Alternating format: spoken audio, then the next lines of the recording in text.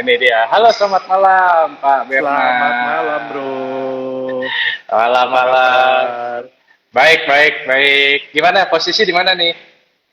Saya lagi di Surabaya nih, besok baru ke Jakarta nih. Oke, nanti kita jadwalkan ya. Ya. Siap. Harus meet up dong sama Bro Rifan Siap, dong. siap, siap, siap, siap.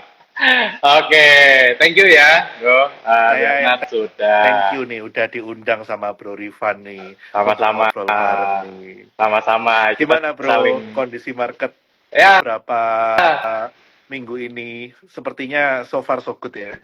so far so good, so far so good. Terutama memang kan ada ya guncangan lah ya di bulan Oktober kemarin ya, guncangan kecil, ISG turun ya, tapi ya biasalah namanya kalau investor ya selama barangnya bagus ya nggak perlu panik ya kan, bahkan bisa menambah posisi. Dan Exactly. hari ini kayaknya tadi sempat nyentuh 7.000 ya pagi ya. Betul. Jadi kalau secara teknikal sih sebetulnya memang hari ini expected tes 7.000. Cuma kita harus Hmm, lihat bahwa komposisi yang mendukung penguatan IHSG saat ini kurang mantep ya. hmm, Karena hmm, penguatannya lebih banyak didukung oleh brand dan saya menganggap brand hmm, ini outlier lah. Brand hmm. dan aman ini outlier di bursa lah. Ya, Sehingga apa yang tadi diuji di 7.000 pun akhirnya pullback. hmm, hmm, Belum waktunya breakout 7.000 lah. hmm, hmm.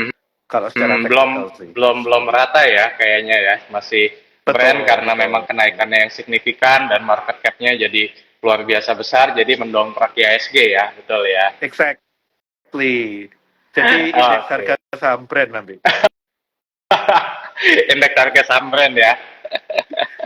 Bukan IHSG Exactly. lagi, bukan IHSG lagi tapi IHSB. Betul. Sekarang ISG dulu Goto kan udah tergeser jadi brand sekarang. Tapi belakangan mulai ini lagi tuh, mulai mulai pullback lagi kayaknya Goto juga ya.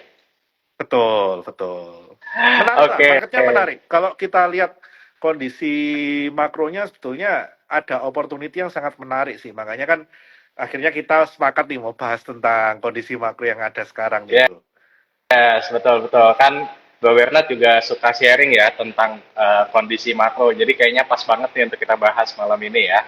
Ya, supaya teman-teman ada sedikit bayangan lah kira-kira ini ke depan ada opportunity atau ada threat sih sebetulnya. Yes, Bisa dimanfaatin nggak sih seperti itu yes, kan?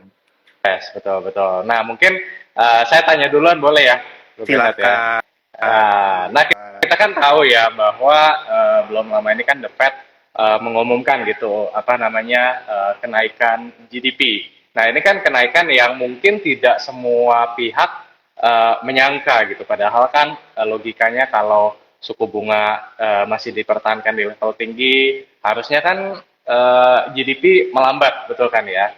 Nah, tapi kuartal 3 baru-baru ini keluar rilis data GDP malah naik nih di US 2,9%, ya kan? Dan on the other side, kalau kita bicara soal manufaktur PMI, ini juga kembali meningkat nih ke level 50-an. Nah, kalau menurut Mbak Bernard, kenapa sih kok GDP US bisa meningkat gitu loh, di tengah suku bunga yang masih tinggi seperti itu. Iya, jadi yang seperti kita ketahui pasar tenaga kerja di Amerika ini cukup kuat. Sehingga inflasi yang ada di sini ini sebetulnya juga dibarengi dengan pertumbuhan perekonomian, terutama kalau boleh dibilang level yang menengah bawah ya. Level Hmm, menengah bawah Amerika ini cukup resilient. hmm, Nah, ini juga bisa menjadi satu indikator bahwa dengan menaikkan suku bunga begitu drastisnya di tahun 2022, ternyata yang selama ini banyak pakar menilai bahwa ekonomi Amerika akan menuju negatif growth hmm, atau kita biasa bilang dengan resesi, ini tidak terjadi atau boleh hmm, dibilang ada soft landing di sini. Jadi tidak ada hard landing ya. hmm, Nah, dengan terjadinya soft landing seperti ini menguatkan tesis bahwa ya memang pasar tenaga kerja Amerika ini bukan hanya sekedar angka, memang beneran kuat. Dan di sini juga ada pertumbuhan dan PMI seperti kita tahu ujung-ujungnya apa sih barang produksi ini kan pasti untuk diserap. Kalau memang barang produksi ini penyerapannya bagus, ada purchasing power bagus, PMI pun kembali menguat dan kalau kita melihat sebetulnya data GDP ini sendiri dari kuartal ke-1, ke-2, dan ke-3, ini trennya sih memang trennya menguat ya. Mm-mm. Nah, dari data semua ini sendiri yang menjadi satu tesis, kenapa kok Powell ini susah sekali untuk menurunkan suku bunga. That's it. Ya karena memang sangat resilient untuk menengah ke bawah di Amerika ini saat ini sangat resilient sekali. Seperti itu. I see. Berarti kalau kita bicara soal tenaga kerja, mungkin bisa dilihat dari ini kali ya, kalau boleh menambahkan dikit, dari tingkat pengangguran yang masih di level 3,8%, betul ya? Iya, Betul, jadi betul. itu bahkan kalau correct me if I'm wrong, itu juga di bawah sebelum COVID. Kalau saya ingat saya sebelum COVID itu di level 4,2, 4,3%, benar kan ya kalau nggak salah ya? Exactly, I exactly. Jadi see. memang kalau kita ngomong, oh ya setelah COVID itu low base, benar memang low base, GDP-nya low base. Mm-mm.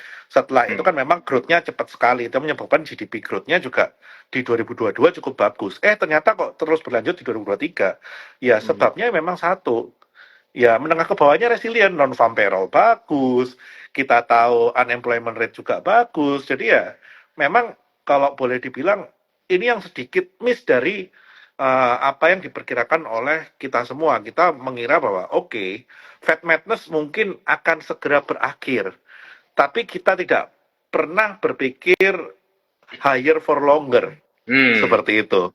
Nah, Hmm. kondisi higher for longer inilah yang mungkin baru di price in oleh market di bulan 10-11 kemarin. Jadi awal bulan 11, akhir bulan 10, kalau kita melihat IHSG kita juga terjadi goncangan yang cukup hebat, ya itu otomatis karena apa? Di satu sisi kita baru berani menaikkan suku bunga setelah pausing hampir 6 bulan ya, Mm-mm. di mana gap antara suku bunga Amerika dan suku bunga kita ini begitu kecil. Betul. Apalagi pada waktu akhir bulan 10, US Treasury 10 years yield-nya itu udah hampir, bukan hampir, bahkan sudah menyentuh 5%. Kita Hmm. nggak usah ngomong yang 2 years lagi, 2 years sudah 5.4. Di mana Betul. kalau kita sebagai global investor melihat faktor resiko, terlepas bahwa sekarang memang Amerika tidak seseksi 10-20 tahun lalu, tapi ketika dihadapkan pada pilihan Amerika 5,4%, Indonesia katakanlah 5.8 something persen, 6%, ya nothing to argue, pasti terjadi outflow, dan ini yang terjadi secara signifikan di bulan 10-11 kemarin. Karena Seperti kondisi ini itu. juga kayaknya bisa dibilang hampir nggak pernah terjadi sebelumnya, betul ya? Betul, Ya, betul. spread Jadi gap setipis ini ya. betul, dan mungkin kalau kita ngomong suku bunga Amerika apakah spesial di level sekarang? Mungkin secara nominal nggak spesial, tapi yang spesial itu gradien kenaikannya, di mana dia dari near zero Mhm. up to 5.5 itu hanya dalam waktu boleh dibilang efektifnya 12-13 bulan. Betul. Dan ini sangat melukai bondholder sih sebetulnya. Makanya ya kita tahu tahun ini ya bulan Maret April ya ada kasus SVB, Signature Bank, ya itu semua kan collateral damage dari Fed Madness sih menurut saya. I see. Berarti balik ke balik ke topik, kenapa US bisa GDP-nya malah menguat di tengah kenaikan, di tengah suku bunga yang masih tinggi. Yang pertama tadi adalah karena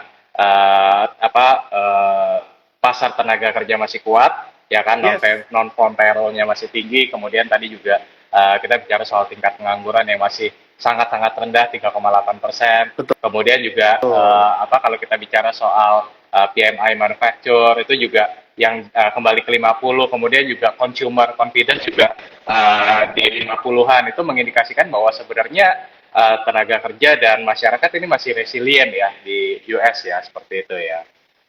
Betul, betul. I, Betul, bro. I see.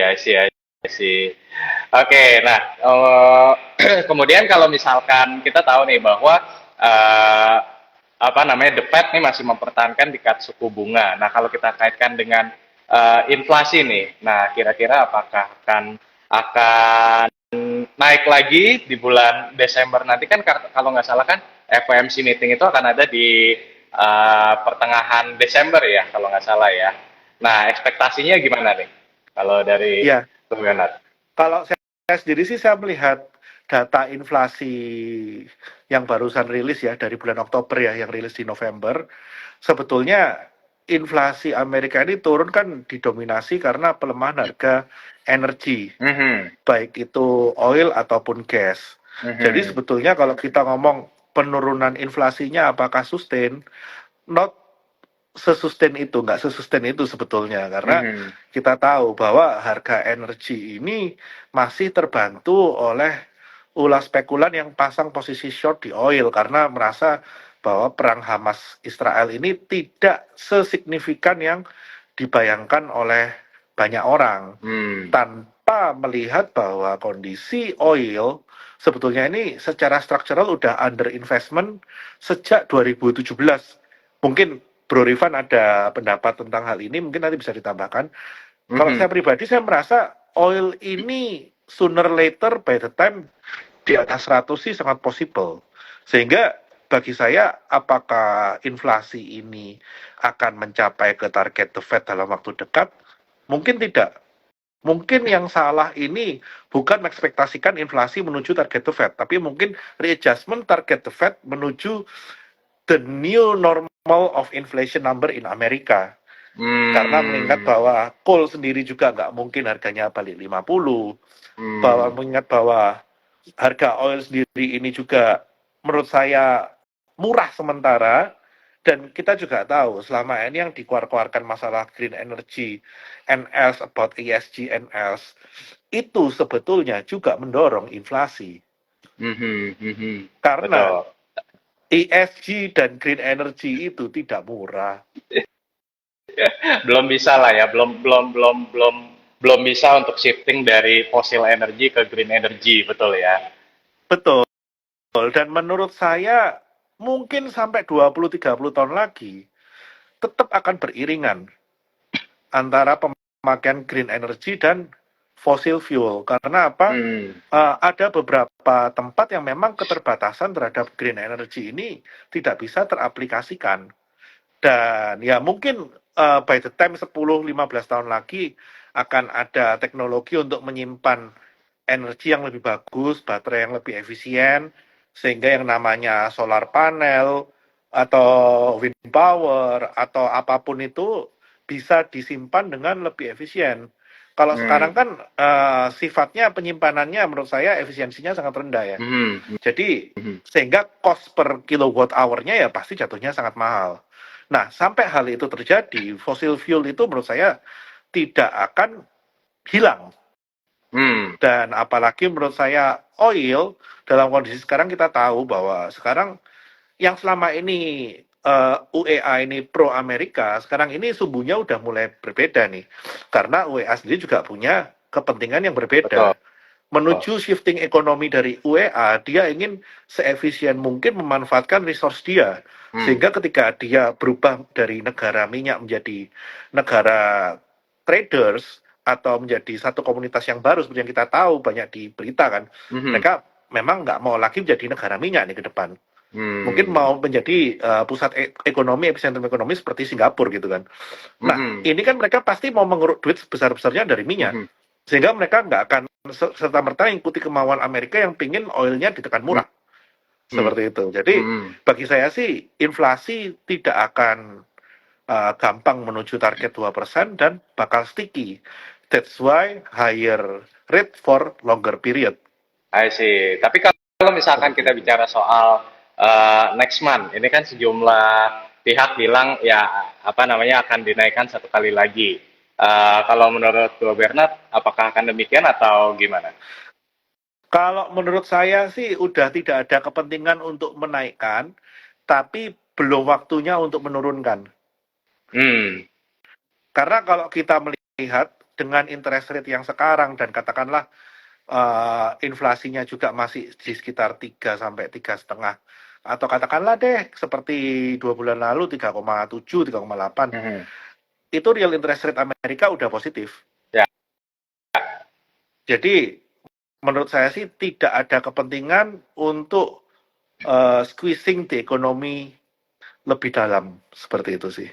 Ya, mungkin kalau saya boleh menambahkan sedikit dari pernyataan Bro Bernard tadi, saya setuju bahwa gini teman-teman, kalau kita bicara soal inflation, mungkin kita bicara 3 tahun yang lalu kali ya, sebelum COVID ya, 3-4 tahun yang Yap, lalu, kalau kita bicara memang rata-rata inflation di US yang dianggap normal gitu ya, itu kan memang ada di kisaran 2%-an.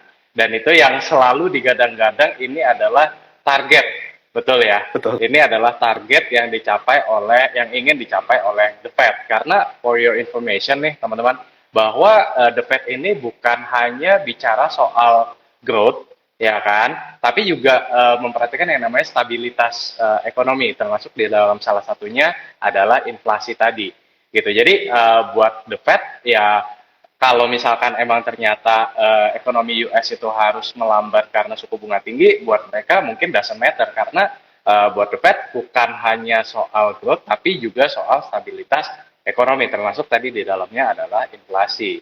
Nah, kalau kita bicara soal inflasi, ya saya setuju tadi yang dinyatakan oleh Pak Bernard ya, bahwa di tengah, kalau kita bicara sekarang, katakanlah misalkan sebelum sebelum COVID deh, call aja kalau $100 itu udah kayaknya udah kita anggap tinggi banget, betul ya. Betul, Tapi exactly. kalau sekarang ke 100, malah kayaknya market akan goyang gitu loh. Jadi udah ada new equilibriumnya. Kalau itu baru kalau kita bicara call, betul kan ya. Belum lagi minyak. Kalau minyak dulu Betul, mungkin di level betul. 80 itu udah dianggap tinggi, ya kan. 100 itu udah luar biasa tinggi, ya kan. Tapi kalau sekarang kayaknya 75, 80 kayaknya ya standar-standar aja gitu loh. Jadi mungkin kalau kita bicara soal inflasi, ya memang sepertinya akan ya sulit ya untuk bisa mencapai ke level 2% gitu. Nah, sekarang tinggal gimana caranya the Fed dan juga mungkin pemerintahan ini menyeimbangkan dua-duanya. Ya, di satu sisi mungkin ya kalau misalkan nggak nyampe 2%, tapi mungkin di 3%-an something, kayak sekarang kan udah turun ke 3,2, betul kan ya. 3,2, kemudian kalau misalkan Exactly. bisa turun di bawah 3, mungkin akan lebih baik, ya kan. Tapi kalau misalkan kedua, mungkin ya tadi, mungkin harus menunggu komoditas turun lebih dalam lagi, betul ya. Dat ya, Exactly. gitu. Nah, Dan jadi masalahnya untuk menuju komoditas yang lebih turun lagi, ini belum ada trigger yang secara fundamental bisa membuat harga komoditas terkoreksi lebih dalam. Hmm. Kalau itu sebenarnya, kalau menurut saya pribadi mungkin ada. Kalau menurutku pribadi, Bang mungkin kalau Hmm. kita bicara soal ini euro deh. Euro sekarang ini ya kita tahu bahwa uh, sebagian negaranya sudah masuk ke dalam resesi. Kayak Jerman itu kan udah negatif 0,1. Euro sendiri kan juga apa namanya, kemarin rilis data kuartal 3-nya akhirnya negatif lagi 0,2, ya kan.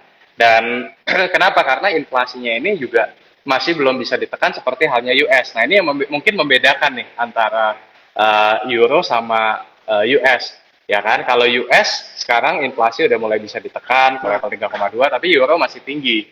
Nah, dengan inflasi yang tinggi ini mungkin kalau saya ngelihatnya, kacamata saya mungkin melihat apa namanya, komoditas yang banyak jadi permintaan di euro ini mungkin akan apa ya, akan melemah seperti itu. Belum lagi kalau kita mention juga Cina yang juga masih apa ya, masih struggle lah, ya kan.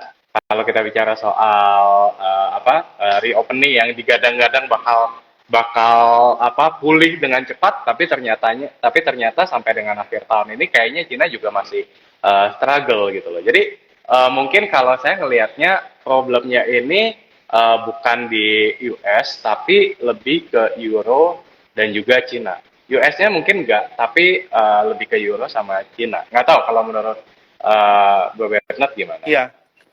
Kalau saya sih simpel sih, dengan kondisi saat ini kita ngomong coal lah, kita spesifik ke satu komoditas, di mana level supply coal ini kan sebetulnya udah jauh lebih tinggi dibandingkan sebelum COVID ya.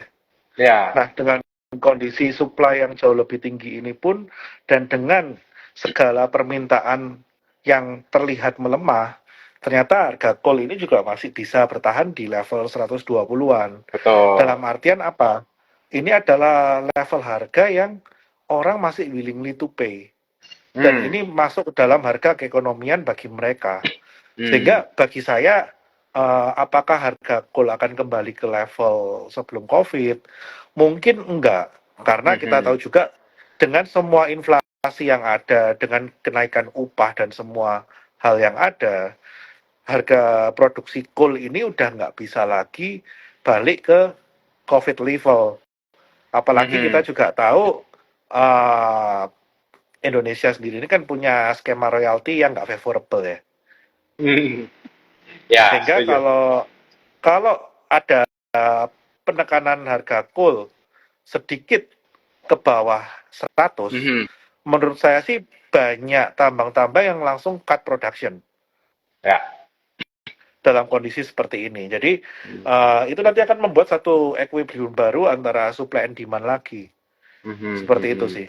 Cuma Oke. memang by numbers untuk emiten-emiten coal untuk dapat growth ini sedikit menantang karena by price mereka juga nggak dapat, by volume kalau mereka genjot volume terlalu kenceng juga ini si malakama gitu kan. Jadi mereka Betul. harus bisa memanfaatkan dalam kondisi sekarang yang bisa dilakukan apa? Memanfaatkan kurs. Karena Hmm. bagaimanapun juga dengan kondisi US dollar rupiah seperti sekarang, ya ini menjadi satu angin segar bagi mereka lah untuk Ya, karena mereka menambah top line ini mereka. revenue-nya dalam dolar ya, betul Betul, ya. betul, betul. Jadi menurut saya sih dengan melemahnya permintaan di China ataupun Eropa, kita juga tahu bahwa ada satu newcomer yang bernama India yang bisa menjadi balancer terhadap kedua permintaan ini dan ini nyata dengan supply yang jauh lebih dari pre-COVID ternyata India bisa menyerap apa yang menjadi downturn dari Eropa dan China sehingga ini akan menjadi equilibrium baru ya di mana ya around 120 150 inilah new equilibrium Hmm. of coal price menurut saya seperti itu dan di harga ini uh, industri bisa menyerap. Hmm. Beda dengan di Hmm. harga 400 itu industri dengan sangat terpaksa menyerap gitu kan. Bahkan ada apa namanya karena terlalu mahal ada muncul berita lebih baik bakar baju atau bakar yang lain gitu daripada batu bara ya gara-gara nggak Exactly, bisa kebeli. exactly. Bahkan ada beberapa pabrik yang memilih untuk shutdown dibandingkan mereka Ya, nggak bisa pass on mereka punya biaya produksi. ya, Seperti itu. ya. Dan Tapi India kondisi ini juga sekarang ini masih uh, ngepul nih. Kalau kondisi masih sekarang ngepul masih ya. ngepul nih. I see, I Mereka see, masih bisa I pass see. on, mereka masih bisa serap lah biayanya. Ah, Seperti itu. tapi India juga lucu ya kayaknya tuh ya. Dulu saya ingat tuh apa pas COVID India itu termasuk salah satu negara yang paling vokal untuk move ke green energy sampai waktu itu satu ketika kalau mungkin Mbak Bernard juga masih ingat nih pasti waktu siapa perdana menterinya India dia bilang bahwa kita sama sekali tidak akan menggunakan batu bara lagi ya kan karena kita akan pindah ke green energy dan kita cadangan batu baranya itu hanya untuk 1 hari apa 1 minggu lah gitu pokoknya very very low ya kan tapi apa namanya ternyata mereka harus menjilat ludah mereka sendiri dan kemudian ya akhirnya sekarang ikut-ikutan apa namanya tampung lagi gitu ya untuk India. Jangankan India, bro. Itu yang namanya Jerman yang terkenal saklek aja. Katanya mau shutdown semua coal power plant, di fire up lagi kok. Karena Indian kita semua ini dihadapkan pada satu pilihan. Lu mau green energy, apakah ekonomimu siap?